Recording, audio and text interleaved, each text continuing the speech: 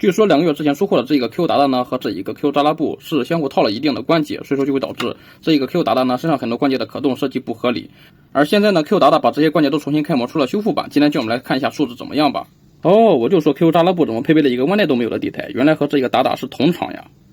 嗨，帅哥，给个3连呗！时隔2个8月 ，SFF Q 达达终于是出修复版了。不过呢，它盒子没有修复，依旧是带这个弯带的标还有奥特曼。不过底下这个代理信息倒是没有了。盒子的大小倒是和 SF 奥特曼的是一样的，只不过厚度呢是要厚上很多。然后我们打开盒子看一下，它这个呢可以看到包装盒就知道这个是魂限定版本的，所以说是没有开橱窗设计的。然后呢，这个放的是新版的，就是带地台版本的。这地台版本的不只是比起书版的多一个地台，最重要的是呢，它的这一个头部就是受伤的战损头呢是多了血字的涂装，书版是没有血字的。我们拿出主体大致看一下，就能感觉得出来，这一个造型还是勉强可以的，因为它本身身材再加上浑身的花纹就是比较抽象的，所以说这玩意儿想做翻车还是挺难的。主要就是花纹有的地方涂的不太连续，然后就是脸上的麻子呢是不够黑的，偏浅一些。它这个膝盖呢看也是不能伸太直的，我已经是把它伸到了最直，就是这么一个样子。它的重量方面呢有的足足67克。当时6月份这个达达刚出的时候呢，就有很多人有这么一个疑惑，就是说呢，这玩意儿是2月份出的嘛，就是说弯带的2月份出的，然后就是当时刚出货就跌到420左右，然后现在呢市场价是更低了，很多人就很好奇，这玩意儿这么便宜，要翻这个干什么呀？翻古盾什么的它不香吗？有的人呀，他真的是说话不考虑一下时间问题。弯带的是2月份出货，而 Q 的呢是6月份出货，显然这3个多月的时间是不足以让它能够翻出来这么一个的。这个呢是翻了出版的，但是没有宣布再版这个之前呢，这个市场价格是要到了1000的二手。所以说呢，在去年的时候 ，Q 就看这玩意儿二手都要1000了，所以说就翻这一个。然后呢，它开始翻了之后呢，弯带就宣布这一个再版了，让2月份的时候直接跌到了400。然后呢，弯带的再版还多了这么一个地台，上面写的人间标本56。既然再版多配件的话 ，Q 肯定要把再版的这个配件翻出来呀，不然的话真的是一点吸引力都没有了。所以就是这么一个简单的道理，很多人都想不明白。然后说回玩具本身的话，这一个达达呢是初代里面的怪兽嘛，所以说很老的东西了。这样的话，大家也会觉得，如果说是 Q 翻的话，更沧桑一些，更符合设定。只不过呢，它这次可以看到脸上这个点点呢，确实涂的太浅了，你还要自己去加深一下。除了这些黑点点之外呢，确实能体现得出来。你看看这个粗糙的嘴唇，还有这一个头发，真的可以说是把昭和的那种感觉体现的淋漓尽致呀。然后身体的话，就是纯这个斑马花纹了。我做视频之前呢，先看了一下弯带的评测，因为感觉很多地方都不太对劲，比如说它这一个没有防穿帮肩膀，弯带的也没有。然后呢，这里是球形关节连接的，弯带的也是。不过还好 Q 怪兽并没有像奥特曼一样数目严重，肩膀会露出来一截，这个倒是勉强能看不见里面的关节。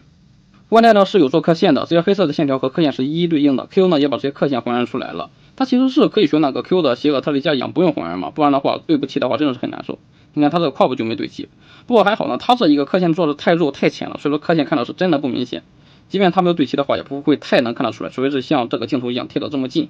一个10几厘米远的就看不到了，而弯带就比较差了。弯带它因为刻线做的比较清楚嘛，开模比较好，所以说呢，弯带它也是容易歪嘛。毕竟这个 SF 奥奇真的是屏幕差的离谱，加上最近几年屏幕真的是不行，而且它的花纹还这么复杂，所以说呢，弯带想不涂歪是不可能的。所以说呢，弯带这么清楚的刻线配上这个涂歪的黑色线条呢，就看到的是特别别扭。当然了，你都买 Q 了，当然要忍受一下这一个线条涂的比弯带的更歪。然后呢，它还要把这些线条的接缝呢，就是说这些交接的地方都是做在了背后，没有放在正面。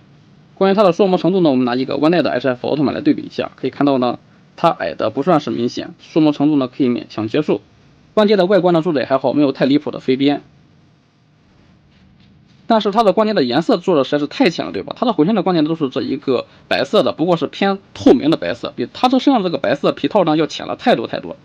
然后就是它的左胯这里呢，可以看到闪出来一条缝，比较明显。不过还好，它这一个胯部零件呢是一个软胶的，所以说呢，你也可以通过吹风机给它热定型一下，让它贴合。可动方面呢，我们可以看到抬头低头幅度都不大，转动的话没问题。胳膊的平台能够达到不到90度，大风车没问题。然后胳膊这里呢是可以180度曲轴的，胳膊轴这里是可以轻微幅度的平转的。然后手腕关节，因为浑身的关节都是半透明的白色嘛，唯独手腕这里是上了一层白漆，让它更接近于这一个皮套，但是它是因为关节材料问题嘛，所以说就会挂不住漆，你活动几下它的白漆就会掉。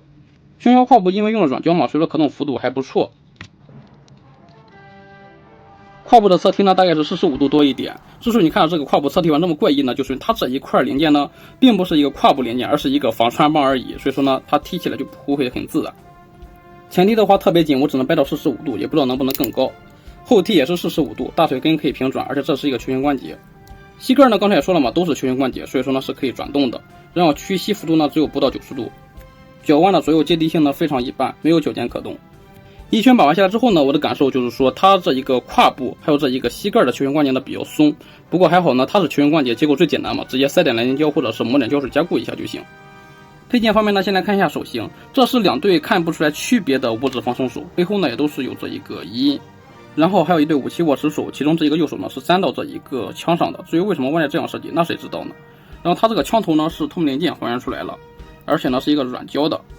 除了顶部的这个透明零件之外呢，就是这么一圈是白色的，其他地方都是纯银色的了，没有其他的分色，造型也是非常简单的。毕竟那50多年前能有什么复杂的造型武器呢？这里呢还有一块塑胶的坑，把手还有枪管之类的分件呢没有上胶水，所以说呢会晃动。毕竟它的3面打打嘛，所以说呢它有3张脸，蓝眼、黄眼还有一个红眼，眼睛呢都不一样大，脸呢也是不一样的，不过嘴呢都是特别的丑。除此之外呢，还配备了一个被初代打伤的这一个战损脸，也是红眼的。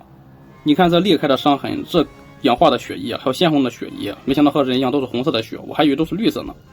反复对比下来呢，这一个脸的造型最简单，我们还是把这一个换上吧，因为它最简单的话就是瑕疵也最少嘛，它就是这样直接抠起来，然后换上就可以了。替换手的组合度没问题，只不过呢可以看到它这里手腕关节有大缝，但是是非常紧实的，这个可以放心。